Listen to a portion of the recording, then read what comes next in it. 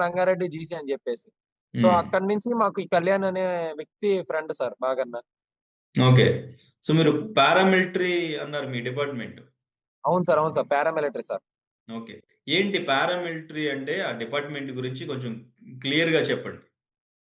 Sir paramilitary అంటే sir ఇప్పుడు ఆహ్, డిఫెన్స్ అనేసంటే చాలా ఇవుంటాయి సార్. ఇప్పుడు ఆర్మీ, నేవీ, ఎయిర్ ఫోర్స్ ఇట్లాగే పారామిలిటరీలో ఐటీబీపీ, సీఎస్ఎఫ్, సీఆర్‌పీఎఫ్, ఎస్ఎస్‌బి ఇట్లాగా ఎక్సెట్రా సమ్ ఉంటాయి సార్ ఈ ఫోర్సెస్. ఓకే. సో, హ్మ్. ఈ ఫోర్సెస్ ముఖ్య ఉద్దేశ్యం అంటే ఎయిమ్ ఏంటంటే ప్రొటెక్షన్ సార్.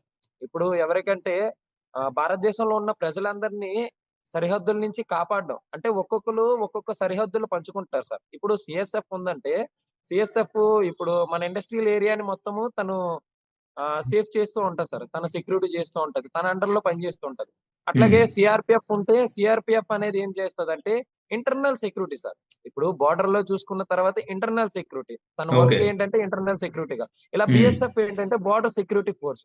సో, ఇది ఓకే. ఏంటంటే బోర్డర్‌లో కాస్తారు సార్. ఇలాగ అందరూను అంటే రకరకాల వేరియంట్స్ పంచుకోవడం జరుగుతది సార్. So, okay. ఈ పార్ట్ నువ్వు, ఈ పార్ట్ నువ్వు, ఈ పార్ట్ నువ్వు. సో, హ్మ్. అట్లాగే ఇవన్నీ నోటిఫికేషన్ మొత్తం ఎస్ఎస్‌సి జీడీలో వస్తది సార్ ఇది. ఇది ఎస్ఎస్‌సి జీడీలో మనం ఇచ్చే ప్రిఫరెన్స్ బట్టి మనకి నచ్చిన ఇది పారామిలిటరీలో మనం సెలెక్ట్ అవ్వడం జరుగుతది sir. Okay. Right. Okay sir. So, so 23లో ట్రైనింగు మీకు ఎన్ని months training? Sir approximately 44 weeks ఉంటది సార్ మాకు training. Okay. So, 44 weeks training compulsory చేయాల్సిందే సార్. హుహు. దాంట్లో ఎక్స్‌క్యూజ్ ఏమి ఉండదింక. ఎలా ఉంటది ట్రైనింగ్ అంటే? అక్కడ ట్రైనింగ్ ఎట్లా ఉంటది? సార్ ట్రైనింగు ఆహ్, హార్డ్‌గా ఉంటది సార్. చాలా హార్డ్‌గా ఉంటది. హ్మ్.